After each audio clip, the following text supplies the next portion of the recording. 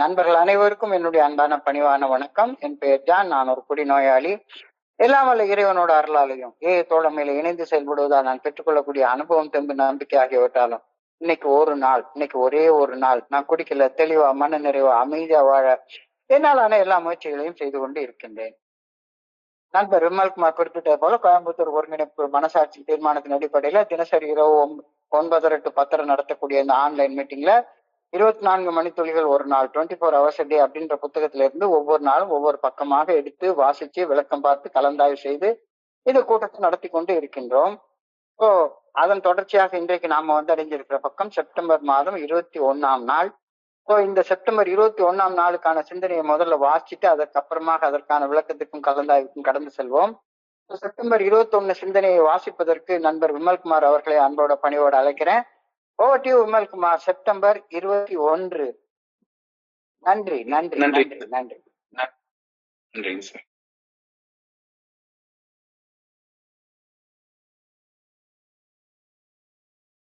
இருபத்தி 24 மணித்துளிகள் ஒரு நாள், செப்டம்பர் 21. தோழமையின் இன்றைய சிந்தனை. படிகள் 4, 5, 6, 7 மற்றும் 10 ஆகியவற்றில் கூறப்பட்டுள்ள பரிந்துரைகள் குறித்து தொடர்ந்து சிந்திப்போம். நம்மை குறித்து அகத்தாய்வு செய்கையில் உண்மைகளை உள்ளது உள்ளவாறு நாம் நேர்கொள்ள வேண்டும். ஓடி ஒளிவதை தவிர்க்க வேண்டும். யதார்த்த நிலையை எதிர்கொள்ள வேண்டும். நாம் எந்த நிலையில் இருக்கின்றோமோ அந்த நிலையில் நம்மையே நாம் காண வேண்டும். நமது தவறுகளின் உண்மையான தன்மையை நாமே கண்டுணர்ந்து அவற்றை திருத்திக் கொள்ள முயற்சிக்க வேண்டும். நாம் எந்தெந்த தருணங்களில் பொய்மையுடனும் அசுத்தமாகவும் தன்னலத்துடனும் தன்முனைப்புடனும் அன்பு இன்றியும் செயல்பட்டோம் என்ற உண்மையை அறிய முயற்சிக்க வேண்டும். இதை நாம் வாழ்வில் ஒரே ஒரு முறை மட்டுமே செய்துவிட்டு நிறுத்திவிடக் கூடாது. நாம் வாழும் வரை நமது வாழ்நாட்கள் ஒவ்வொன்றிலும் அகத்தாய்வு செய்வதை நமது அக ஒழுக்கமாக நாம் ஆக்கிக் கொள்ள வேண்டும். நம்மை அகத்தாய்வு செய்யும் அக ஒழுக்கம் ஒருபோதும் முடிவுக்கு வரக்கூடாது. நான் தினசரி அகத்தாய்வு செய்து கொண்டிருக்கின்றேனா? இன்றைக்கான தியானம். எனது தனிப்பட்ட வாழ்வின் தரத்தை மேம்படுத்த கண்ணுக்கு புலப்படாத இறையர் பேராற்றலின் சக்தி எனக்கு உதவ எப்பொழுதும் உள்ளது.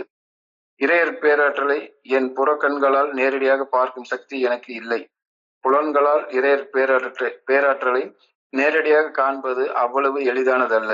நேரடியாக கண்ட பின் இறையர் பேராற்றலுக்கு பணிவேன் என்று எண்ணி இருந்தால் எனது வாழ்க்கை தரம் என்றுமே சிறக்கப் போவதே இல்லை. நம்பிக்கையுடன் துணிகரமாக பணிவு என்னும் பாதையில் நான் பயணிக்க ஆரம்பிக்க வேண்டும். அப்படி நம்பிக்கையுடன் பணிவாக வாழ்ந்து நற்பலன்களை அனுபவிக்கும் மனிதர்கள் பலரை என் வாழ்வில் நான் கண்ணெதிரே காண்கின்றேன். நான் காலம் மற்றும் இடம் ஆகிய குறுகிய எல்லைக்குள் வாழ்கின்றேன். எல்லையற்ற இறையர் பேராற்றலையும் எனது ஆன்மாவையும் என்னால் புலன்களால் காண முடியாது. எல்லையற்ற இறையர் பேராற்றலும் எனது ஆன்மாவும் காலம் மற்றும் இடம் ஆகிய குறுகிய எல்லைக்குள் அப்பாற்பட்டவை. ஆயினும் அவற்றின் கண்ணுக்கு புலப்படாத உதவி இப்பொழுது ஆற்றல் மிக்க வகையில் செயலாற்றுகின்றது. மாற்றமடைந்து வாழும் ஆயிரக்கணக்கான என் சக மனிதர்களது வாழ்வில் இறையர் பேராற்றலின் ஆன்மீக சக்தியின் ஆற்றல் மிக செயல்பாடு ஐயத்திற்கு இடமின்றி நிரூபிக்கப்பட்டுள்ளது. இன்றைக்கான பிரார்த்தனை. நம்பிக்கையுடன் என் வாழ்வில் நான் துணிவுடன் பயணிக்க வேண்டும் என வேண்டுகின்றேன்.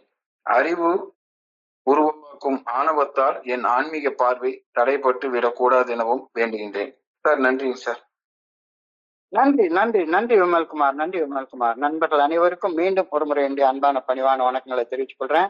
என் பெயர் ஜான். நான் ஒரு குடி நோயாளி. எல்லாம் உள்ள இறைவனோட அருளாலையும் தோழமையில இணைந்து செயல்படுவதால் நான் பெற்றுக்கொள்ளக்கூடிய அனுபவம், தெம்பு, நம்பிக்கை ஆகியவற்றாலும் இன்னைக்கு ஒரே ஒரு நாள் நான் குடிக்கல, தெளிவா, மன நிறைவா, அமைதியாக வாழ என்னாலான எல்லா முயற்சிகளையும் செய்து கொண்டு இருக்கின்றேன்.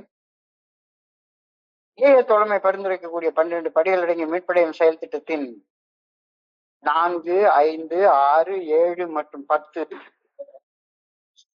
படிநிலைகளில் செயல்பட்டு என்னையே நேர்மையாக அகத்தாய்வு செய்து 2, 3, 11 ஆகிய படிநிலைகளில் பரிந்துரைக்கப்பட்டுள்ள ஆன்மீக நெறிகளை கடைபிடித்து வாழ்வதில் நான் இப்ப இந்த நேரத்துல இந்த மொமெண்ட்ல எந்த நிலையில இருக்கின்றேன் என்பதை துல்லியமாக அறிய நேற்றுக்கு முயற்சி பண்ணோம். ரொம்ப டீட்டெயில்டா ஆழமாக 4, 5, 6, 7 மற்றும் 10 படிநிலை பரிந்துரைகளை பத்தி ஆழமாக பார்த்தோம். இன்னைக்கு சிந்தனையில அதே முயற்சி தொடர்ச்சியாக செய்யப்படுகின்றது. Let us continue with steps 4, 5, 6, 7 and 10 அப்படின்னு தான் இன்னைக்கு சிந்தனையே ஆரம்பிக்குது. அகத்தாய்வு செய்வது எனது வாழ்க்கையின் யதார்த்தங்களை மறைக்காமல் அப்படியே எதிர்கொள்வதாகும் அப்படின்னு நான் புரிஞ்சுக்கிறேன். ஏன்னா உள்ளார அகத்தாய்வு செய்து பாக்குறதுன்னா என்ன, எனக்கு உள்ளார என்ன இருக்கு, என்னுடைய உள்ளத்துக்குள்ளார என்ன ஒளிஞ்சிருக்கு அப்படின்ற யதார்த்த நிலைய நான் உள்ளபடி தெரிஞ்சு கொள்ற ஒரு முயற்சி ஆகும்.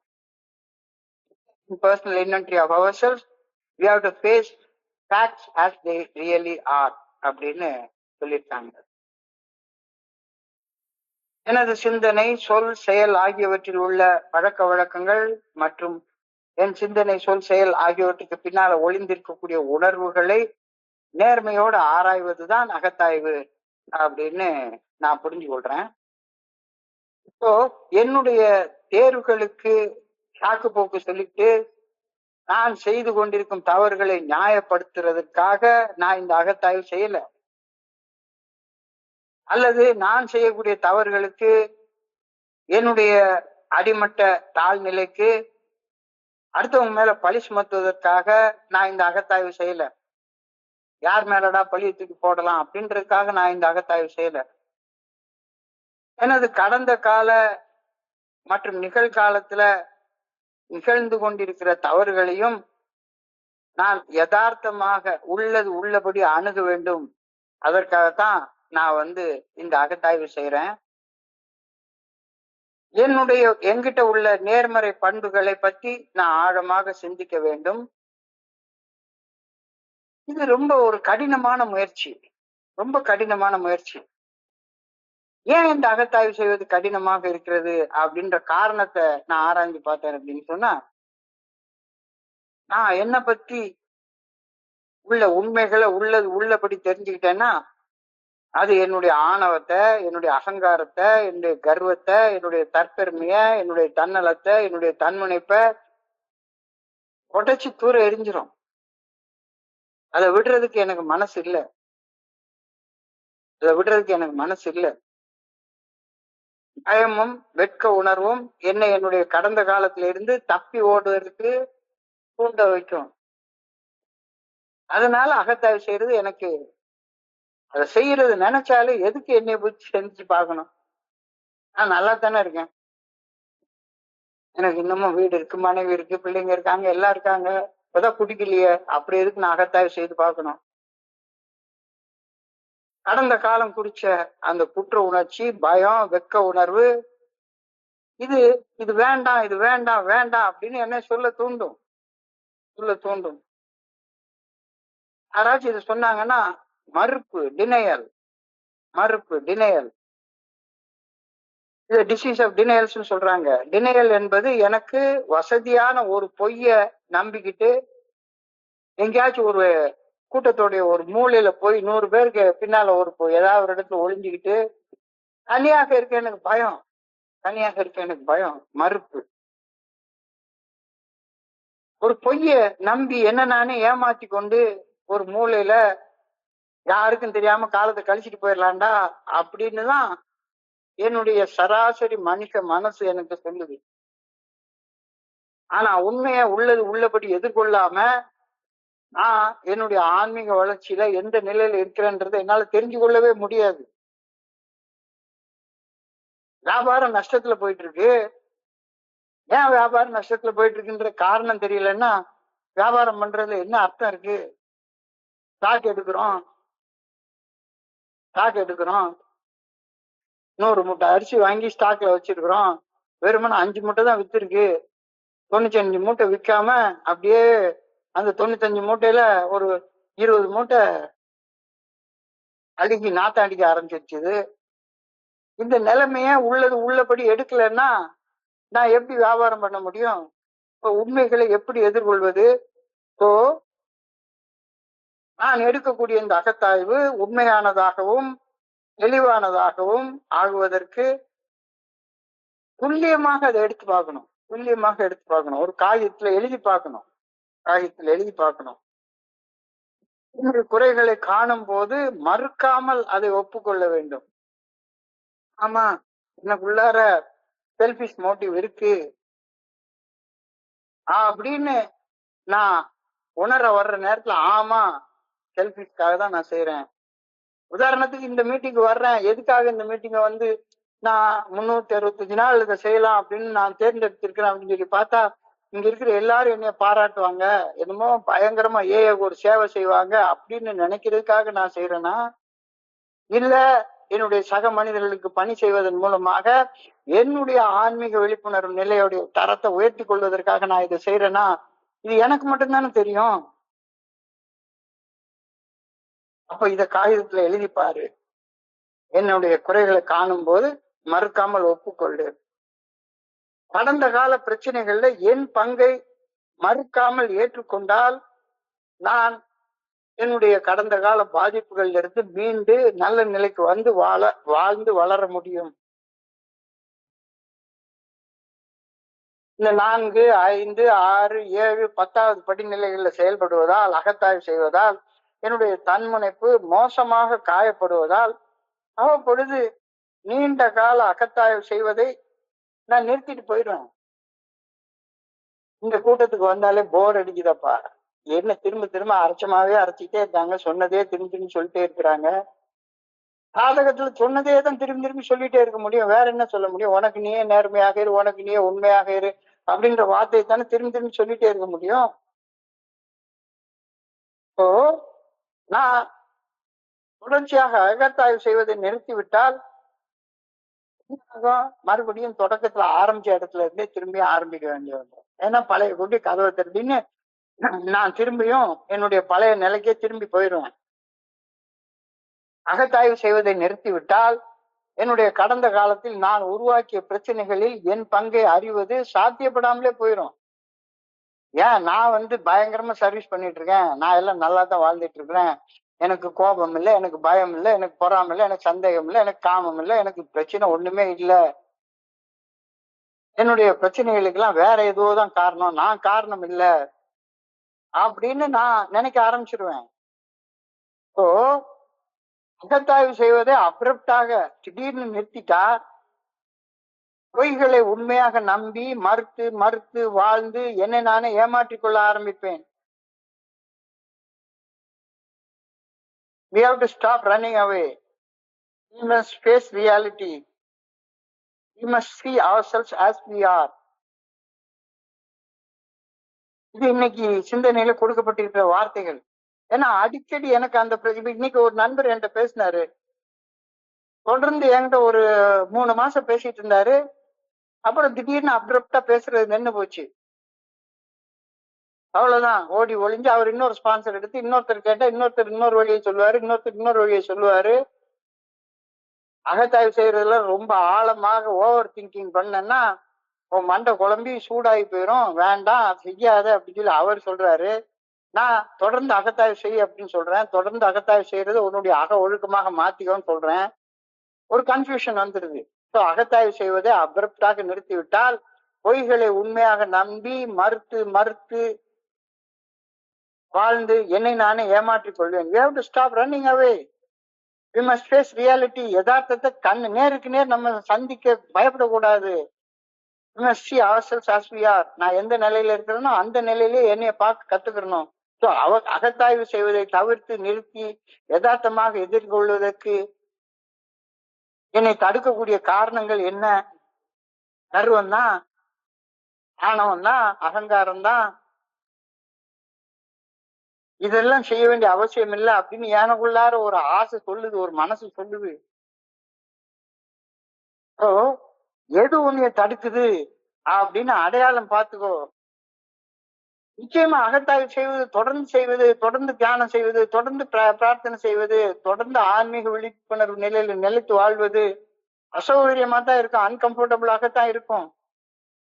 அன்கம்ஃபர்டபுளா இருக்கிறதுக்கு நான் என்ன பண்றேன், சும்மா இருந்து சொல்லற புனிதமான மௌனத்துல சொல்லற சும்மா அமர்ந்து இருந்து வேலை செய்யறதை விட்டுட்டு பரபரப்பா நானும் ஏதாவது சர்வீஸ் பண்றேன், அந்த மீட்டிங் ஆர்கனைஸ் பண்றேன், இந்த மீட்டிங் ஆர்கனைஸ் பண்றேன் அப்படின்னு ஓடி ஓடி ஓடி ஓடி பரபரப்பாக இருக்கும்போது என்னுடைய கவனம் என்ன நானே தெரிஞ்சுக்கொள்ளணும் அப்படின்ற அகத்தாய்வுல இருந்து சிதறி போய் என்னுடைய உணர்வுகளை அடக்க முடியாம போய்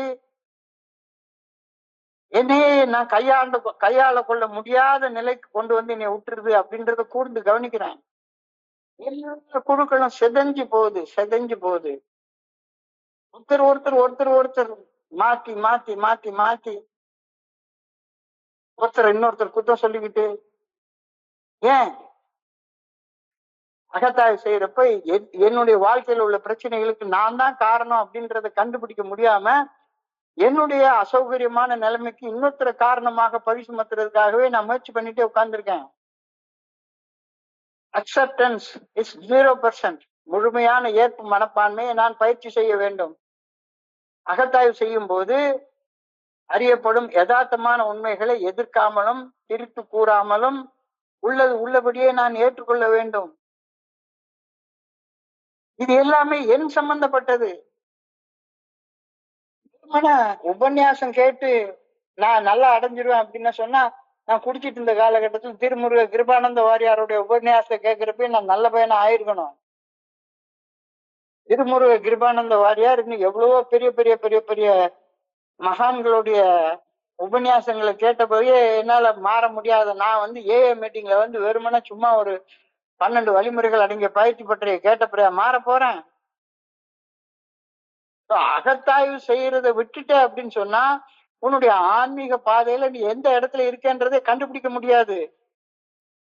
அசௌகரியத்தை அன்கம்ஃபர்டபுளாக இருப்பதை தவிர்ப்பதற்காக பரபரப்பா அங்க ஓடு இங்க ஓடு, அந்த பயிற்சி பற்றைக்கு போக, இத பயிற்சி பற்றைக்கு போ. இங்க ஒருத்தர் புதுசா பேசுவாரு, டிஃபரெண்டான ஷேரிங்க கேளு. இந்த டிஃபரெண்டான ஷேரிங்க கேட்க கேட்க கேட்க கேட்க மனசு குழம்பத்தான் செய்யும். எனக்கு அக்செப்டன்ஸ் வராமலே போயிடும். அப்ப எனக்கு உள்ளார உள்ள சிக்கல்களுக்கு அடிப்படையான காரணம் என்ன அப்படின்றது யோசிக்கக்கூடிய மனசு செய்யாது. சிக்கல்களை பகுப்பாய்வு செய்யுங்கள். என்னை நிலைக்குள்ளேயே செய்யும் விஷயங்களை ஆழமாக அரசி ஆராய்ந்து பார்த்து அவற்றை நடுநிலையோடு ஆராய்ந்து பாருங்கள். பிரச்சனைகளை தவிர்ப்பதற்கு பதிலாக பிரச்சனைகளின் மூல காரணத்தை சரி செய்ய என்ன வேற செய்யலாம், என்ன தப்பு செய்யறேன், தப்புக்கு பதிலாக என்ன பரிகார நற்செயல் செய்யலாம் அப்படின்னு ஆழமாக அகத்தாய்வு செய்து பாரு. சுதந்திரமாக தேர்ந்தெடு. யாருடைய வழிகாட்டுதலையும் கேட்காத, எல்லாருடைய அனுபவத்தையும் கேளு. ஆனா முடிவுக்கு நீ வா. அனுபவம் தெம்பு நம்பிக்கைய பரவலாக கேளு. ஆனா நான் என்ன செய்ய வேண்டியன்ற முடிவை நான் தான் எடுக்கணும். அவர்களின் உண்மையான தன்மையை மனம் திறந்து ஒப்புக்கொள். We must admit our faults openly. ஆனால் எந்த நல்ல செயல் செய்யணும், அதை கரெக்ட் பண்ணணும் அப்படின்ற தீர்மானத்தை யார் எடுக்கணும்? நான் தான் எடுக்கணும். அவர்களின் உண்மையான தன்மையை ஒப்புக்கொண்டு அவை மீண்டும் நிகழாமல் நாம் செயல்பாடுகளை திருத்திக் கொள்வது, நாம் வளர்ச்சி அடைய உதவுவதோடு நம்முடைய சக மனிதர்கள் என் மேல நம்பிக்கை உருவாகுவதற்கும் வழிவகுக்கின்றது. நம்பிக்கை இல்லைன்னா வாழ்க்கையில ஒண்ணுமே இல்லை. அப்ப இந்த அகத்தாய்வு செய்ய அகத்தாய்வு செய்வது அக ஒழுக்கமாக மாற மாற மாற மாற எனக்குள்ளார செயல்படக்கூடிய துணிச்சல் அதிகமாகி கொண்டே போகுது. வர்ற காலத்துல குடிக்காம இருக்கக்கூடிய எனக்கு ஒரு துணிச்சல் கிடையாது. நான் இன்னும் செய்ய இருக்கின்ற தவறுகளை ஒப்புக்கொள்வதற்கு அசாத்தியமான மன வலிமை வேணும். நான் தப்பு செய்யறேன் அப்படின்னு ஒப்புக்கொள்றதுக்கு எவ்வளவு பெரிய கட்ஸ் வேணும், அசாத்தியமான மன வலிமை வேணும். ஒரு தவறை, ஒரு பிழையை திருத்திக் கொள்வது, அது மீண்டும் செய்வதிலிருந்து நம்மை தடுக்கிறது. திருமணம் குடிக்காம இருக்கிறது மட்டும் இல்ல, எத்தனை தவறுகள், வண்டியா தவறுகள் செஞ்சுட்டே இருக்கிறேன், டன்னா தவறுகள் செஞ்சுட்டே இருக்கிறேன். நான் செய்யக்கூடிய பிழையை திருத்திக் கொள்வது, அது மீண்டும் செய்யாதிருப்பதிலிருந்து நம்மை தடுக்கின்றது. அப்ப என்னால தவறு செய்யாம வாழ முடியும் அப்படின்ற நம்பிக்கையும் உறுதிப்பட்டு கொண்டே போகிறது. எப்ப அகத்தாய்வு செய்வதை அக ஒழுக்கமாக மாற்றிக்கொண்டு தொடர்ந்து செய்து கொண்டே இருந்தால். இல்ல பாதியில விட்டுட்டேன்னா திரும்பவும் மறுபடியும் பழைய குட்டி கதவை திறட்டின்னு ஆரம்பிச்ச இடத்துக்கே போய் சேர்ந்துருவேன். நமது நம்பிக்கை உறுதிப்பட்டு வளர்கின்றது. மக்கள் எப்பொழுதும் நேர்மையாகவும் பொறுப்புணர்வுடனும் செயல்படுவதைத்தான் எல்லாரும் மதிப்பாங்க. எப்பவுமே விஜிலண்டா இரு. அகத்தாய்வு செய்வது உன்னுடைய அக ஒழுக்கமாக மாற்றிக்கொள். அப்ப நான் அதுக்கு என்ன செய்யணும்? அமைதியாக இருக்கணும். இல்ல இப்ப பினான்சியல் இன்செக்யூரிட்டி இருக்கு, ஃபியர் ஆஃப் பீப்புள் இருக்கு, இந்த ஆள் என்ன செய்வாரோ அந்த ஆள் என்ன செய்வாரோ அப்படின்னு. அந்த ஆள் ஒரு தப்பு செய்ய சொல்றாரு, பேசாம பூம்பு மாடு மாதிரி அதுக்கு சரின்னு தலையாட்டிடுவோம். இல்ல நான் சரியான ஒரு செயல் செய்ததற்கு என்னுடைய ஸ்பான்சர் என்னை திட்டுறாரு, sorry sorry sorry sorry sorry sir, இனிமே நான் அந்த செயலை செய்ய மாட்டேன் அப்படின்னு அவர்கிட்ட போய் சாரி கேட்டுறது.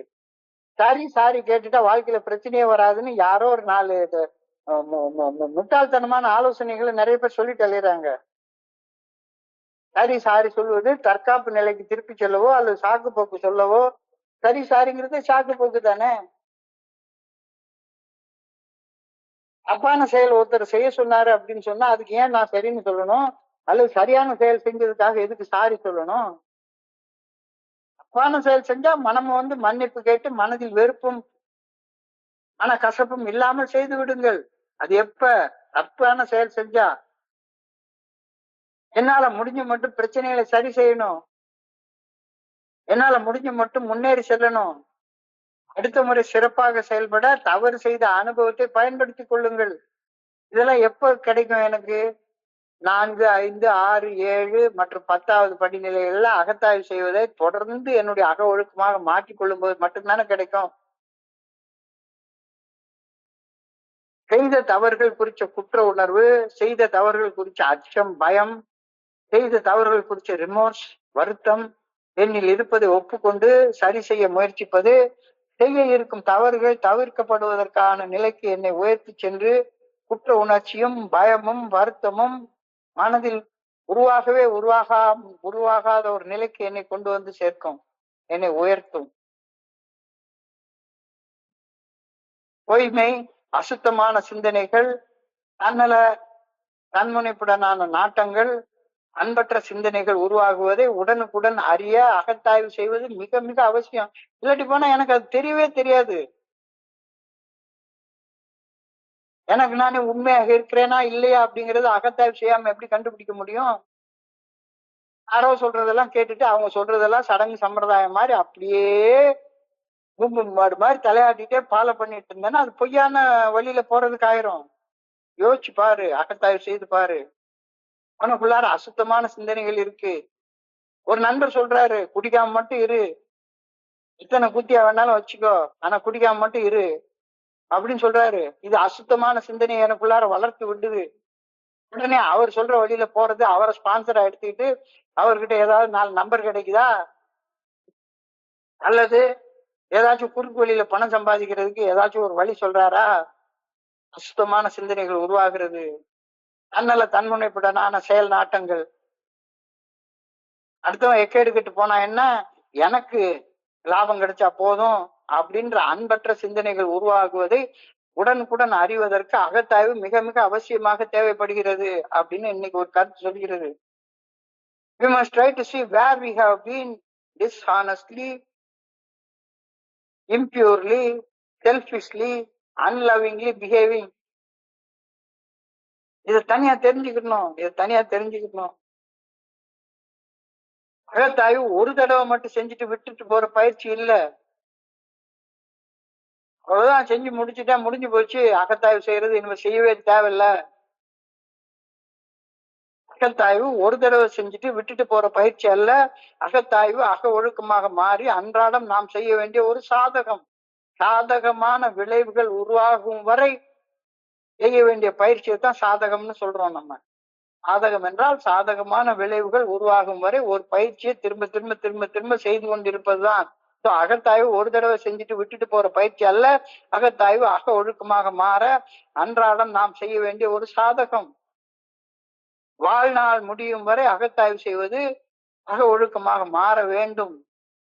அகத்தாய்வு செய்யும் பயிற்சி என்னுடைய ரத்தத்தோட ரத்தமா கலந்து போயிடணும். We do not do this once and forget it. We do it every day in our lives as long as we live. வாழ்நாள் முழுமைக்கும் நான் மூச்சு விட்டுட்டு இருக்கிற நாள் வரைக்கும் அகத்தாய்வு செய்வது என்னுடைய அக ஒழுக்கமாக மாறணும் அப்படின்ற கருத்து இன்னைக்கு தெளிவாக சொல்லப்பட்டிருக்கிறது. அகத்தாய்வு செய்வது ஒரு முறை மட்டுமே செய்து முடித்து விடக்கூடிய தீர்வு அல்ல, மாறாக அது தொடர்ச்சியாக வாழ்நாள் முழுமைக்கும் பின்பற்ற வேண்டிய ஒரு அக ஒழுக்கமாகும். என்னுடைய மனப்பழக்கமாக மாற வேண்டும். அழகா சொல்லுவாங்க, சித்திரமும் கைப்பழக்கம் சிந்தமிழும் நாப்பழக்கம் வைத்ததோர் கல்வியும் அவரவர்த மனப்பழக்கம். மனசை பழக்கப்படுத்துறது வரைக்கும் என் மனசுக்குள்ளார என்ன தப்பு ஓடிக்கிட்டே இருக்கிறது அப்படின்றத திரும்ப திரும்ப திரும்ப திரும்ப செஞ்சு பார்க்கறது தான் இந்த 4, 5, 6, 7, 10வது படி நிலைகள்ல செய்யக்கூடிய அகத்தாய்வு. நேற்றுக்கு விட இன்னைக்கு நான் ஒரே ஒரு இன்ச்சு ஒரே ஒரு மில்லிமீட்டர் முன்னேறி இருக்கேனா அப்படின்ட்டு பாக்குறது தான் இதோடைய வேலை. எனக்குள் நானே சொல்லிக் கொள்ளும் வார்த்தைகளும் எனக்குள் நானே சிந்தித்துக் கொள்ளக்கூடிய சிந்தனைகளும் என்னுடைய மனநிலையையும் என்னுடைய அன்றாட நடத்தையும் தீவிரமாக வடிவமைக்கின்றன.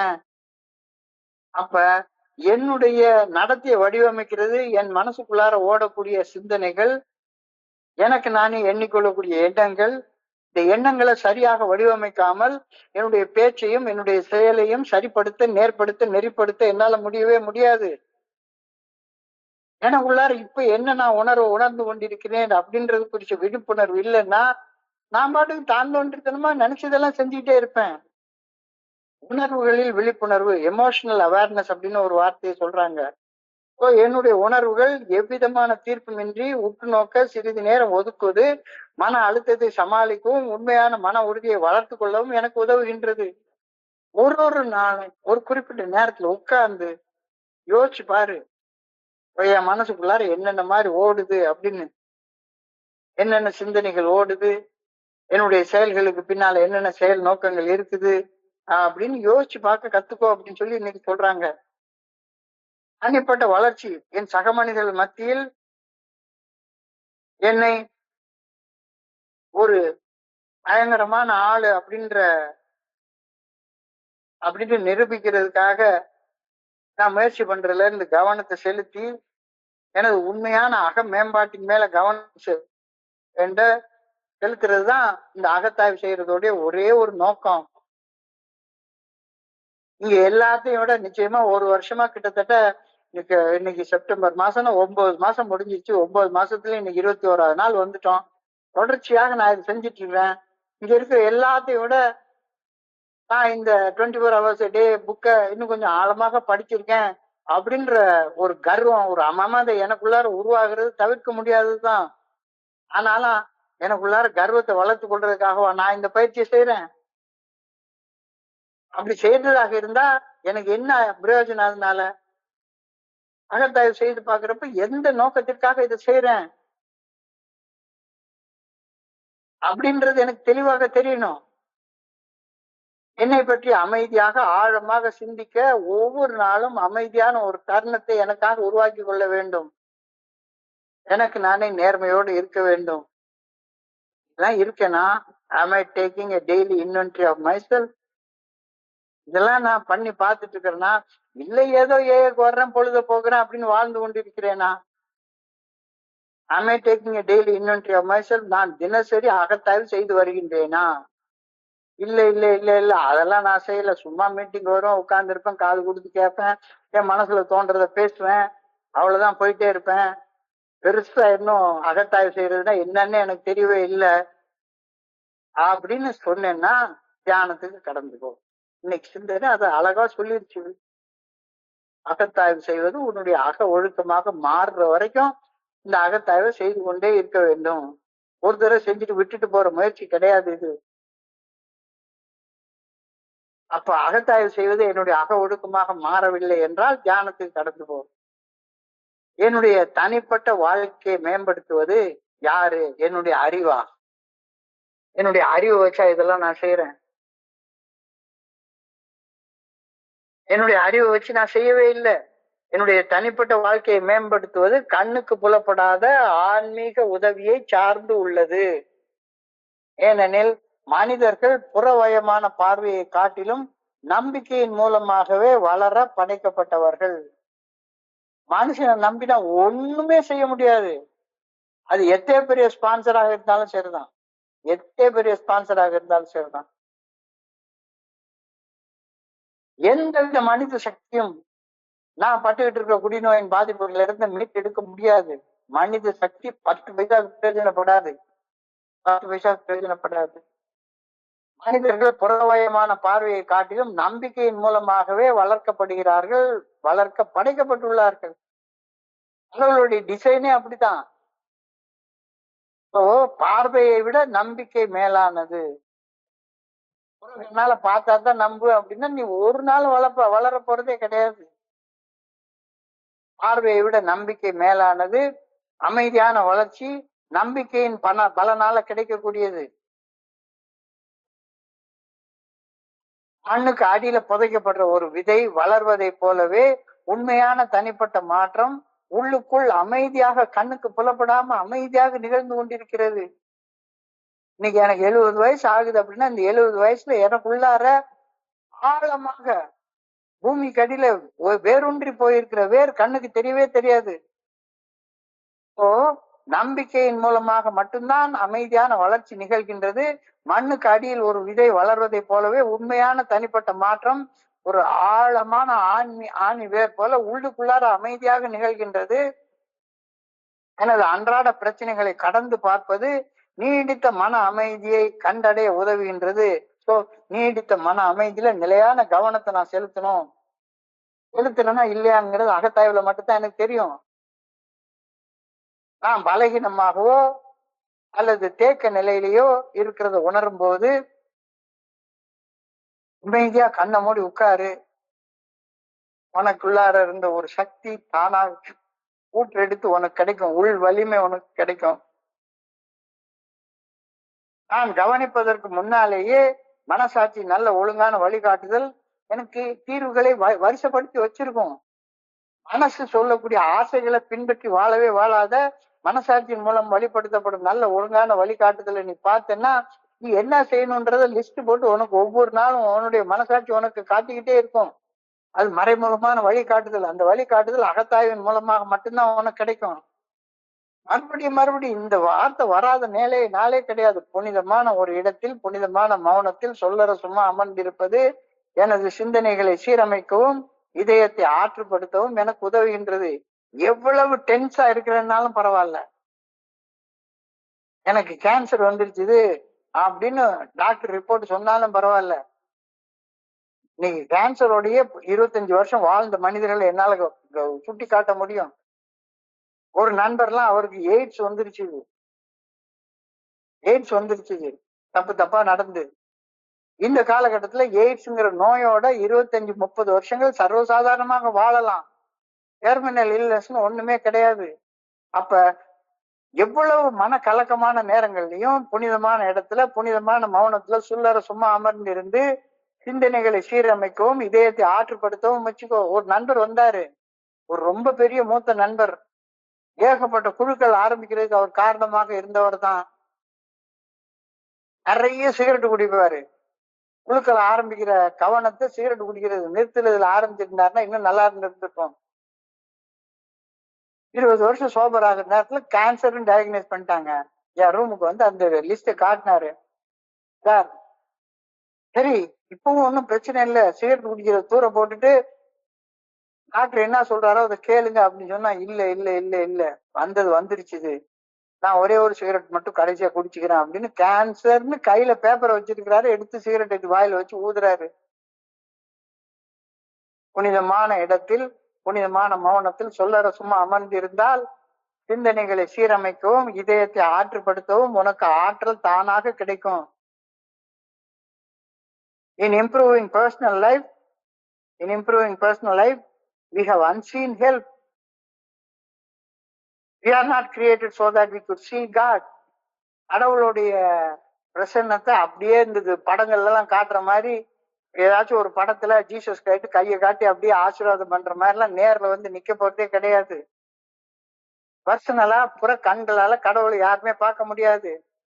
கண்ணால கடவுளை பார்த்த பின் அவருடைய நல்ல ஒழுங்கான வழிகாட்டுதலுக்கு பணிந்து செயல்படுவேன்னு அப்படின்னு அடம் பிடிச்சா, நான் வாழ்ற காலத்துல ஒரு நாளும் நல்ல ஒழுங்கான வழிகாட்டுதலை பின்பற்றி வாழ போறதே கிடையவே கிடையாது. கடவுளை கண்ணால பார்த்தா தான் நம்புவேன் அப்படின்னா என்னைக்கு நீ நம்ப போற? என்னைக்கு நீ அவருடைய நல்ல ஒழுங்கான வழிகாட்டுதலை பின்பற்றி வாழ போற? கடவுளை நான் கோயில்ல பார்த்தேன், தரிசனம் பண்ணேன். அது என்னுடைய குருஜி அழகா சொல்லுவாரு, கண்ணை திறந்து பாக்குறது பார்வை, கண்ணை மூடிட்டு கிடைக்கிறது தர்சனம் அப்படிம்பாரு. கண்ணை மூடிட்டு அந்த கோயில்ல போய் நிக்கிற நேரத்துல இறைவனுடைய ஆற்றலை உனக்குள்ளார உணர்றதுக்கு பேர் தான் தர்சனம்.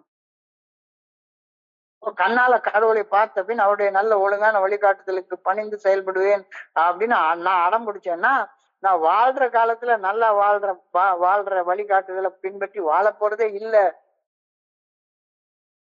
That world is too easy for us and there should be no merit in obeying. கடவுளை பார்த்ததுக்கு அப்புறம் தான் கடவுளை ஒபே பண்ணுவேன் அப்படின்னா நீ என்னைக்கு ஒபே பண்ண போற? கடவுளை யார் பார்க்க போறா? கடவுளுடைய படத்தை காட்டுவாங்க, யாரோ ஒருத்தங்க இதான் படம்னு வரைஞ்சி வச்சிருப்பாங்க, அந்த படத்தை காட்டி இதான் ஜீசஸ் பேச்சு, இதான் புத்தரு, இவரை கும்பிடு, எல்லாம் சரியா போயிடும் அப்படி சொன்னாங்கன்னா, இறைவனுடைய நல்ல ஒழுங்கான வழிகாட்டுதலுக்கு பணிந்து செயல்படாம வெறுமனே ஒரு படத்தையோ ஒரு சிலையோ கும்பிடுறதுனால, நான் கடவுளை கண்ணால பார்த்துட்டேன் அப்படின்றதுனால உன்னுடைய வாழ்க்கை எப்படி மேம்படும்னு இன்னைக்கு தியானத்துல ஒரு பெரிய கேள்வி கேட்டிருக்கிறாங்க. There will be no merit in obeying God. Only after seeing him. கண்ணால பார்த்தா தான் நம்புவேன், இல்லாட்டி போனா நம்ப மாட்டேன் அப்படின்னு அடம் பிடிச்சா நீ கண்ணால பார்க்க போறது இல்ல, நல்ல வாழ்க்கை வாழ போறதும் இல்ல. கண்ணுக்கு புலப்படாத உயர்ந்த சக்தியா இறையர் பேராற்றலை உணர்வதற்கு புற புலன்களால் அளவிட முடியாத ஒரு திட்டமிட்ட அடியை நான் எடுத்து வைக்க வேண்டும். முதல்ல குடிக்காத, பொய் சொல்லாத, புறம் பேசாத, சந்தேகப்படாத, பயப்படாத, காமவசப்படாத, ஆணவத்தோடு இருக்காத, கழிவிறக்கத்தோடு இருக்காத, பேராசையோடு இருக்காத, சோம்பேறித்தனமா இருக்காத. இதையெல்லாம் செய்யாம இந்த நல்ல ஒழுங்கான வழிகாட்டுதலுக்கு பணிந்து செயல்படாம கடவுள் எனக்கு எல்லாத்தையும் பார்த்துப்பார் அப்படின்னு சொல்றது சரியா வருமா? கண்ணுக்கு புலப்படாத உயர்ந்த சக்தியாம் இறையர் பேராற்றலை உணர்வதற்கு புற புலன்களால் அளவிட முடியாத திட்டமிட்ட ஒரு அடியை நான் எடுத்து வைத்தாக வேண்டும். ஒவ்வொரு நாளும், இன்னைக்கு ஒரு நாள் நான் குடிக்க மாட்டேன், இன்னைக்கு ஒரு நாள் நான் பயப்பட மாட்டேன், இன்னைக்கு ஒரு நாள் நான் கோவப்பட மாட்டேன், இன்னைக்கு ஒரு நாள் நான் போன் பிக்சர் பார்க்க மாட்டேன் அப்படின்னு ஒவ்வொரு நாளும் ஒரு சின்ன சின்ன சின்ன அடியாவது எடுத்து முன்னேறிப்போ. ஒரே ஒரு மில்லிமீட்டர் கீழே விழுந்தா பரவாயில்ல, அடுத்த நாள் திரும்ப முன்னேறு, அடுத்த நாள் முன்னேறு, ஒரு சின்ன சின்ன இன்ச்சா முன்னேறு போதும். இப்போ நம்பிக்கை என்பது கண்ணுக்கு புலப்படுறத நம்புறது பேர் என்ன? நம்பிக்கை. அது உண்மை இல்ல. நம்பிக்கையின் இயல்பு அறியப்படாததை நம்புதல். நம்பிக்கை என்பது பார்க்கவோ கேட்கவோ தொடவோ முடியாத அல்லது அறிவியல் கருவிகளால் நிரூபிக்கவே முடியாத ஒரு யதார்த்தத்தை ஏற்றுக்கொள்வது அப்படின்னு தான் நம்பிக்கைன்னு சொல்றோம். நம்பிக்கை என்பது என்னுடைய தனிப்பட்ட முயற்சியை தாண்டிய செயலூக்கத்திற்கான தேர்வு ஆகும் அப்படின்ற கருத்து இன்னைக்கு தியானத்துல சொல்லப்பட்டிருக்கிறது. இந்த நம்பிக்கை உள்மன உறுதியை சார்ந்தது. நம்பிக்கையை உருவாக்க வல்ல ஆற்றலை அனுபவிப்பது ஒருவரது நோக்கம், ஒழுக்க நெறி மற்றும் இருத்தல் குறித்த பார்வையையே முற்றிலுமாக மாற்றுகின்றது. நீ நம்பிக்கையோட பாக்குறதுக்கும் நம்பிக்கை இல்லாம பாக்குறதுக்கும் நிறைய வித்தியாசம் இருக்கு. கண்ணுக்கு புலப்படாதவை குறித்த கண்ணோட்டம். நம்பிக்கை என்பது மனிதனுக்கும் தெய்வீகத்துக்கும் இடையிலான இடைவெளியை இணைக்கக்கூடிய ஒரு பாலம். கடவுள் கண்ணுக்கு புலப்படாதவர், மனுஷன் கண்ணுக்கு புலப்படக்கூடியவன். இந்த கடவுளுக்கும் மனுஷனுக்கும் இடையில ஒரு கண்ணுக்கு புலப்படாத ஒரு தொடர்பு இருக்கு. அவர் தான் எனக்குள்ளார என்னிருந்து இயக்கி கொண்டிருக்கிறார். நம்பிக்கை என்பது மனிதனுக்கும் தெய்வீகத்துக்கும் இடையிலான இடைவெளியை இணைக்கக்கூடிய ஒரு இணைப்பு பாலமாக அமைகின்றது. பகுத்தறிவு அதன் எல்லையை தொட்ட பின் நம்பிக்கை மேல் நோக்கி வளர்கின்றது. உளவியல் பார்வையில் நம்பிக்கை என்பது மனக்குழப்பம் நிறைந்த நிலையிலிருந்து மீள்திறன் மற்றும் ஒழுக்க உணர்வை வழங்கக்கூடிய ஒரு மன கட்டமைப்பாக செயல்பட நமக்கு உதவுகின்றது. குழம்பிய நிலையிலிருந்து மன தெளிவோட நிலையில செயல்படுவதற்கு யாராச்சும் சொல்றது நம்பினா தானே நடக்கும். நான் நம்ப மாட்டேன், நான் நம்ப மாட்டேன், என் மனசு போன போக்குல தான் போவேன் அப்படின்னு சொன்னா மறுபடியும் மூத்திர சந்தில முட்டிட்டு நிக்க வேண்டியதான் வரும். So it takes an act of faith, a venture of belief to realize that unseen power. It takes an act of faith, adventure of belief to realize that unseen power. கண்ணுக்கு புலப்படாத இறையருட் பேராற்றலின் சக்தியை உணர எனது நம்பிக்கையின் முயற்சிக்கு நம்பிக்கையுடனான செயல்கள் தேவைப்படுகிறது. செயலற்ற நம்பிக்கை செத்து போன நம்பிக்கை. நான் நம்புறேன், ஆனா மறுபடியும் உட்கார்ந்து சீட்டு விளையாடிட்டு உட்கார்ந்துட்டு இருப்பேன். 10 வட்டிக்கு கடனை வாங்கி அந்த வட்டியில வர்ற பணத்தை வச்சு சீட்டு விளையாடி சம்பாதிச்சு அந்த 10 வட்டி கடனை நடத்தி அடைச்சிருவேன் அப்படின்றது நம்பிக்கையுடைய செயலா? அது மனுஷ அறிவு செய்யற சொல்ற குறுக்கு வழி. குறுக்கு வழி வாழ்வு தேடிடும் குருட்டு உலகமாடா. இது கொள்ளையடிப்பது வல்லமை காட்டும் திருட்டு உலகமாடா. ஸோ நம்பிக்கைன்றது திருட்டுத்தனமான வாழ்க்கை கிடையாது, திருட்டுத்தனமான வாழ்க்கை கிடையாது. நம்பிக்கை என்பது இறைவனுடைய நல்ல ஒழுங்கான வழிகாட்டுதலை நம்பி செயல்படுவதுதான் நம்பிக்கை. ஸோ நம்பிக்கையுடன் பணிவாக வாழ்ந்து நற்பலன்களை அனுபவிக்கும் மனிதர்கள் பலர, கோடிக்கணக்கான மனிதர்களை நம்ம கண் எதிராக பார்க்கின்றோம். I have much evidence of God's existence in the strength that making people have received from acts of faith, from ventures of belief. I have much evidence of God's existence in the strength that many people have received from acts of faith and ventures of belief. இறையர் பேராற்றலும் அந்த பேராற்றலின் சிறு துகளான ஆன்மாவும் பௌதிக பொருள்கள் அல்ல, physical bodies கிடையாது. கடவுள் ஒரு பிசிக்கலா ஒரு பாடி கிடையாது. இறையர் பேராற்றலும் அந்த இறையர் பேராற்றலின் சிறு துகளான ஆன்மாவும் பௌதிக பொருள்கள் அல்ல. காலம் இடம் என்ற எல்லைக்குள்ளார கடவுள் இருக்கிறது இல்ல, என்னுடைய ஆன்மாவும் இருக்கிறது இல்ல. ஸோ என்னுடைய மனித உடல் பௌதிக பிரபஞ்சத்தில் இருக்கிறது.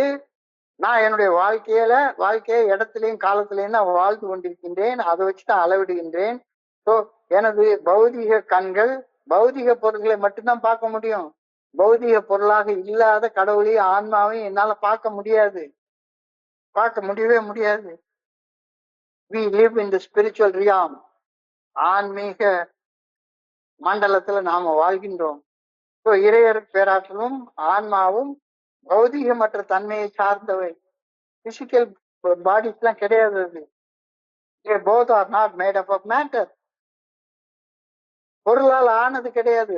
இறைவன் பொருளால் ஆனது கிடையாது. இறையர் பேராற்றல் பொருளால் ஆனது கிடையாது. இறையர் பேராற்றலின் சிறு துகளான என்னுடைய ஆன்மாவும் பொருளால் ஆனது கிடையாது. God and soul does not depend on clock and space to exist. கடவுளுக்கு அவருக்கு இதுதான் பிறப்பு, இதுதான் இறப்பு, இந்த இடத்துல பிறந்தாரு, இந்த இடத்துல இறக்குறாரு அப்படின்னு நேரத்தையும் காலத்தையும் கடந்து நிக்கிறது கடவுளுடைய பேராற்றல். அதுதான் என்னுடைய ஆன்மாவும் கூட. God and soul does not depend on clock and space to exist. We only feel our spirit through faith. நம்பிக்கை இல்லாம உனக்கு உன்னுடைய ஆன்மாவை நீ உணரவே முடியாது. அப்ப நம்பிக்கை என்பது இறைவனுடைய நல்ல ஒழுங்கான வழிகாட்டுதலை நம்பும் போது, உன்னுடைய வாழ்க்கையில ஆற்றல் மிகுந்த வாழ்க்கையாக வாரும்போது இறைவனுடைய ஒவ்வொரு ஆற்றலும் உன்னுடைய வாழ்க்கையில பிரதிபலிக்கின்றது. I sense God through faith, beauty, love and discipline.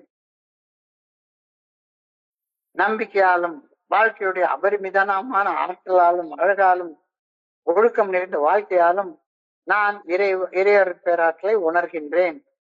I see the unseen things by these effects in the life. நல்ல மனிதர்களுடைய வாழ்க்கை தரம் எப்படி இருக்கு, நாசமா போன மனிதர்களுடைய வாழ்க்கை தரம் எப்படி இருக்கு அப்படின்றத வச்சு கண்ணுக்கு புலப்படாத இறையர் பேராற்றலுடைய ஆற்றலை நான் உணர்ந்து கொள்கின்றேன். We are in the box of time and space. We can see neither our soul or God. God and human souls are both outside the limitations of space and time. நம்ம காலத்துக்குள்ளார கடவுளை தேடிக்கிட்டே உட்கார்ந்துருந்தோம்னா கடைசி வரைக்கும் நல்ல ஒழுங்கான வழிகாட்டுதலின்படி வாழவே முடியாது. இறையர் பேராற்றலும் ஆன்மாவும் காலம் மற்றும் இடம் ஆகிய குறுகிய எல்லைகளுக்கு அப்பாற்பட்டவை ஆயினும் அவற்றின் கண்ணுக்கு புலப்படாத உதவி இங்கு இப்பொழுது ஆற்றல் மிக்க வகையில் செயலாற்றுகின்றது.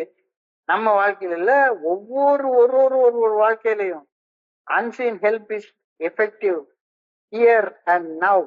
இங்க இப்பொழுது எல்லாருக்கும் அந்த இறையர் பேராற்றல் இருக்குது, நீக்கமர நிறைஞ்சு இருக்கிறது. வானாகி மண்ணாகி வழியாகி ஒளியாகி ஊனாகி உயிராகி எல்லா இடத்துலயும் இருக்குது, எல்லா இடத்துலயும் இருக்குது. இப்ப மாற்றமடைந்து வாழும் கோடிக்கணக்கான மனிதர்களது வாழ்வில் இறையர் பேராற்றின் ஆன்மீக சக்தியின் ஆற்றல் மிகு செயல்பாடு ஐயத்திற்கு இடமின்றி நிரூபிக்கப்பட்டிருக்கிறது. I pray that I may make a good venture of belief. நம்பிக்கையுடன் என் வாழ்க்கையில நான் துணிவுடன் பயணிக்க வேண்டும் என வேண்டுகின்றேன். I pray that my vision may not be blocked by intellectual pride. ரொம்ப ஆழமான வார்த்தை. மறுபடியும் இன்னைக்கு ஒரு நண்பர் என்கிட்ட கேட்டார், வழிமுறைகளை செய்யறது அறிவு சார்ந்து செய்யறது வழிமுறையா? அறிவு சார்ந்து செய்யறதால ஆணவம் மட்டும்தான் உண்டாகும். நான் பெரிய ஆளு, மூத்த நண்பரு, உரம் போட்டு நான் வளர்க்கிறேன், ஒரு வெண்ணையும் யாரும் வளர்க்கலாம் முடியாது. I pray that my vision may not be blocked by intellectual pride.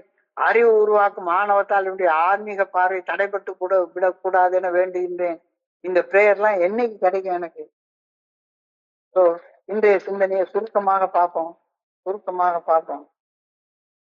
நேற்றைய சிந்தனையுடைய தொடர்ச்சியாதான் தோழமை பரிந்துரைக்கும் 12 படிகள் அடங்கிய மேற்படையும் செயல் திட்டத்தின் 4, 5, 6, 7 மற்றும் 10வது படிநிலைகளில் செயல்பட்டு நான் 3, 2, 11 ஆகிய படிநிலைகள்ல கூறப்பட்டிருக்கிற ஆன்மீக நெறிகளை பின்பற்றி வாழ்வதுல நான் எந்த நிலையில இருக்கேன்னு தெரிஞ்சுக்கணும் அப்படின்னு சொன்னா I have to make a introspection.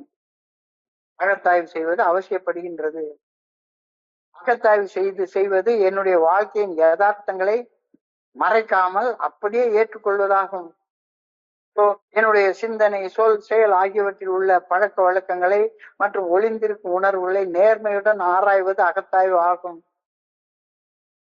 என்னுடைய தேர்வுகளுக்கு சாக்கு போக்கு சொல்லி தவறுகளை நியாயப்படுத்துறதுக்காக நான் அகத்தாய்வு செய்யவே இல்லை.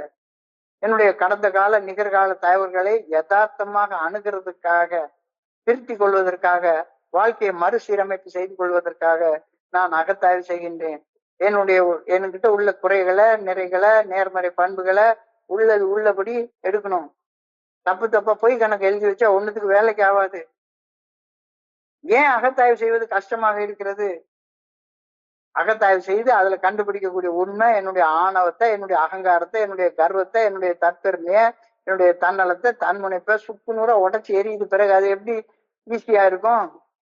நான் உட்கார்ந்து ஒரு இடத்துல பெரிய சீனியர் மெம்பர் அப்படின்னு பிலிமு காட்டுற வேலையெல்லாம் நடக்கவே நடக்காது. அகத்தாய்வு செய்தா நான் யாருங்கிறது எனக்கு தெரியும்.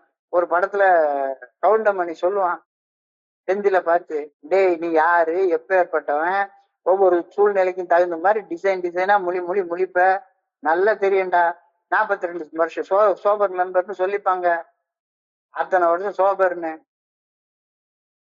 டிசைனா முடிக்கிற பார்த்தாலே தெரியும். பயமும் வெக்க உணர்வும் என்னுடைய கடந்த காலத்துல இருந்து அந்த வெக்க உணர்வுல தானே உட்காந்து நான் 30 வருஷம் ஆனதுக்கு அப்புறமா உட்காந்து உன்னுடைய ட்ரங்கலாக பேசிக்கிட்டே இருக்கேன். மறுப்பு, டினையல் என்பது எனக்கு வசதியான ஒரு பொய்யை நம்பி என்ன நானே ஏமாத்திக்கிறதுக்காக செய்யறது அகத்தாய்வு கிடையாது. எனது எண்ணங்களை உண்மையானதாகவும் தெளிவானதாகவும் ஆக்குவதற்கு ஆழமாக யோசிச்சு பார்த்து அவற்றை ஒரு சின்ன காகிதத்துல எழுதி வச்சுக்கோ. என்னுடைய குறைகளை காணும் போது மறுக்காமல் ஏற்றுக்கொள். கடந்த கால பிரச்சனைகளில் இருந்து விடுபடணும்னா அந்த பிரச்சனைகள் உருவானதுல உன் பங்கு என்ன அப்படின்றத ஆழமாக யோசிச்சு பாரு. வேற யார் மேலயும் பழிய போட்டா வேலைக்கே ஆகாது. அகத்தாய்வு செய்வதால் என்னுடைய தன்முனைப்பு மிக மோசமாக காயப்படுவதால் அவ்வப்பொழுது அகத்தாய்வு செய்யறதுல இருந்து லீவ் எடுத்துப்பேன். வேண்டாம், இதை விட்டுருவோம். சும்மா அப்படியே ஊரா போய் ஒரு ஆனிவர்சரி அட்டன் பண்ணிட்டு அப்படியே அங்க ஊர் சுத்திட்டு, இப்ப ஒகேனக்கலுக்கு போறோம், அருவியில போய் கொஞ்ச நேரம் குளிச்சுட்டு அப்படியே குளிர உட்காந்துட்டு 4 ஃப்ரெண்டை பார்த்துட்டு நல்ல சாப்பாடை சாப்பிட்டுட்டு இயற்கை காட்சிகளை வச்சுட்டு 4 செல்ஃபி எடுத்துக்கிட்டு இதனால என்ன பிரயோஜனம் நடக்க போகுது? அகத்தாய்வு செய்வதை நிறுத்திவிட்டால் எனது கடந்த காலத்தில் நான் உருவாக்கிய பிரச்சனைகளில் என் பங்கை அறிந்து கொள்வது சாத்தியப்படாமலே போயிடும். அகத்தாய்வு செய்வதை அப்ரப்டாக நிறுத்திவிட்டால் பொய்களை உண்மையாக நம்பி மறுத்து மறுத்து மறுத்து மறுத்து வாழ்ந்து என்னன்னா ஏமாத்திக்க ஆரம்பிச்சிருவேன். We should stop running away. We should face reality. We must see ourselves as we are. அகத்தாய்வு செய்வதை தடுத்து நிறுத்தி யதார்த்தத்தை எதிர்கொள்வதற்கு என்னை தடுக்கும் காரணங்களை கண்டெடுத்து உண்மையாக என்னை நான் ஆன்மீக முன்னேற்ற பயணத்தில் நான் எந்த இடத்துல இருக்கேன்றது தெளிவாக தெரிஞ்சு கொள்ளணும். தவிர்ப்பை அடையாளம் கண்டு உணருங்கள். முழுமையான அக்செப்டன்ஸ் ஏற்பு நிலைக்கு பயிற்சி பண்ணுங்க. எனக்கு இந்த சிக்கல் இருக்கு, அந்த சிக்கலை பகுப்பாய்வு செய்து அந்த சிக்கல்ல என் பங்கு என்ன அப்படின்றத கண்டுபிடிங்க. பிரச்சனைகளை தவிர்ப்பதற்கு பதிலாக பிரச்சனைகளுக்கான மூல காரணத்தை கண்டுபிடிச்சு அதற்கு மாற்று சரி செய்யுங்க. We must admit openly our faults and try to correct them. அமைதியாக இருங்கள். மனம் மன்னிப்பு கேளுங்கள். உங்களால் முடிந்த மட்டும் பிரச்சனைகளை சரி செய்யுங்கள். முன்னேறி செல்லுங்கள். செய்த தவறுகள் குறித்த குற்ற உணர்வு, அச்சம், வருத்தம் என்னில் இருப்பதை ஒப்புக்கொண்டு சரி செய்ய முயற்சிப்பது செய்ய இருக்கும் தவறுகள் தவிர்க்கப்படுவதற்கான நிலைக்கு என்னை உயர்த்தி செல்லும். குற்ற உணர்வு, பயம், வருத்தம் உருவாகாதவாறு 10வது படிநிலை பரிந்துரையில செயல்படும் போது நீ சக்தி பெற்றுக் கொள்வ. You must try to see where we have been dishonest, impure, selfish and unloving. நேர்மை இல்லாம, அசுத்தமாக, தன்னலத்தோட, தன்முனைப்போட, சக மனிதர்கள் மீது அன்பு இல்லாம நான் செயல்பட்ட நிலைகளை ஆழமாக யோசிச்சு பாரு. வெறுமன ஒரு தடவை செஞ்சுட்டு நான் ஹானஸ்ட் ஆயிட்டேன், நான் அன்புள்ள மனுஷனா மாறிட்டேன், தூய்மையான மனுஷனா மாறிட்டேன்னு சொல்லாத. ஒரு நாள் குளிச்சா அடுத்த நாள் குளிக்க வேண்டிய தேவை இருக்காதுன்னு நினைக்காத. ஒரு நாள் சாப்பிட்டா வாழ்நாள் முழுக்க உள்ள சாப்பாடு இன்னைக்கு ஒரே நாள்ல சாப்பிட முடியாது. செய்யணும், டெய்லி செய்யணும், டெய்லி செய்யணும், டெய்லி செய்யணும். ஆமை டேக்கிங் அண்ட் இன்வென்ட்ரி இல்லைன்னா தியானத்துக்கு கடந்து போ. என்னுடைய தனிப்பட்ட வாழ்க்கையை மேம்படுத்துவது கண்ணுக்கு புலப்படாத ஆன்மீக உதவியை சார்ந்துள்ளது. ஏனெனில் மனிதர்கள் புறவயமான பார்வையை காட்டிலும் நம்பிக்கையின் மூலமாக மட்டுமே வலுவூட்டப்படுகின்றார்கள். பார்வையை விட நம்பிக்கை மேலானது. அமைதியின் வளர்ச்சி நம்பிக்கையின் மூலமாக மட்டுமே கிடைக்கின்றது. என்னோட அன்றாட பிரச்சனைகளை பார்ப்பது, நீடித்த மன அமைதியை வளர்றது, இறைவனுடைய நல்ல ஒழுங்கான வழிகாட்டுதலின் மேல் வைக்கக்கூடிய நம்பிக்கையை சார்ந்தது. அந்த இறைவனுடைய நல்ல ஒழுங்கான வழிகாட்டுதலின் மேல் வைக்கக்கூடிய நம்பிக்கை உள் வலிமையை வளர்க்கின்றது. நான் கவனிக்கிறது முன்னாலேயே என்னுடைய மனசாட்சியின் மூலமாக அந்த நல்ல ஒழுங்கான வழிகாட்டுதல் எனக்கு கொடுக்கப்பட்டு கொண்டே இருக்கிறது. அந்த வழிகாட்டுதல புனிதமான ஒரு இடத்துல, புனிதமான ஒரு மௌனத்துல சொல்லற சும்மா அமர்ந்திருந்து அந்த வழிகாட்டுதலை பெற்றுக்கொண்டு, ஆற்றலை பெற்றுக்கொண்டு அதுக்கப்புறமாக செயல்படு. In improving personal life, we have unseen help. We are not created so that we can see God. கடவுளை பார்த்ததுக்கு அப்புறம் தான் நான் நல்ல வாழ்க்கை வாழ்வேன் அப்படின்னா ஒரு காலமும் நீ நல்ல வாழ்க்கை வாழ போறதே கிடையாது. It takes an act of faith, a venture of belief to realize the unseen power. கண்ணுக்கு புலப்படாத இறையர் பேராட்டின் சக்தியை உணர என்னுடைய நம்பிக்கையுடனான முயற்சிகள், செயல்கள் தேவைப்படுகின்றன. செயல் இல்லாத நம்பிக்கை செத்த நம்பிக்கை. நம்பிக்கையுடன் பணிவாக வாழ்ந்த அர்ப்பணங்களை அனுபவிக்கக்கூடிய மனிதர்களை பாரு. நீய நம்பு. உன்னுடைய உடல், உன்னுடைய மனம் ஒரு குறிப்பிட்ட எல்லைகளுக்கு உள்ளார இருக்குது. ஆனா உன்னுடைய ஆன்மாவும் அந்த ஆன்மாவை இயக்கக்கூடிய இறையர் பேராற்றலும் காலத்தையும் இடத்தையும் கடந்து இருப்பவை. We are in a box of time and space and we can see neither our souls nor God. God and human souls are both outside human limitations of space and time. இறையர் பேராற்றலும் ஆன்மாவும் காலம் மற்றும் இடம் ஆகிய குறுகிய எல்லைகளுக்கு அப்பாற்பட்டு இருப்பவை. ஆயினும் அவற்றின் கண்ணுக்கு புலப்படாத உதவி இங்கு இப்பொழுது நமக்கு இருக்கின்றது. Unseen help is effective here and now. எல்லா நேரத்திலும் இருக்கு, எல்லா இடத்துலயும் இருக்கு. நம்பிக்கையால நான் அதை பெற்றுக்கொள்ள வேண்டும். I pray that I may make a great venture into belief. நம்பிக்கையுடன் என் வாழ்க்கையில நான் துணிந்து பயணிக்க வேண்டும் என வேண்டுகின்றேன். I pray that my vision may not be blocked by intellectual pride. அறிவு உருவாக்கும் ஆணவத்தால் என்னுடைய ஆன்மீக பாதையில முன்னேற்றம் தடைபட்டு விடக்கூடாது என பணியோடு வேண்டிக் கொள்கின்ற பெயரோட இன்னைக்கு சிந்தனை முடிவடைகின்றது. இன்றைய சிந்தனையை படிக்கிறப்ப என் மனதை கடந்து சென்ற சிந்தனைகளை உங்களோட பகிர்ந்து கொள்ள இந்த நல்ல வாய்ப்பு உருவாக்கி கொடுத்த என்னுடைய குழுவிற்கு மிக பணிவான நன்றியை தெரிவித்துக் கொள்றேன். இதுவரைக்கும் பொறுமையாக கேட்ட ஒவ்வொரு நண்பருக்கும் என்னுடைய பணிவான நன்றிகள். இந்த இரவு பொழுது நண்பர்களுக்கு இனிமையான இரவாக அமைய இறைவனை பணியோட வேண்டிக் கொள்கின்றேன். நன்றி நன்றி நன்றி நன்றி நன்றி நன்றி. வாழ்க வையகம், வாழ்க வளமுடன்.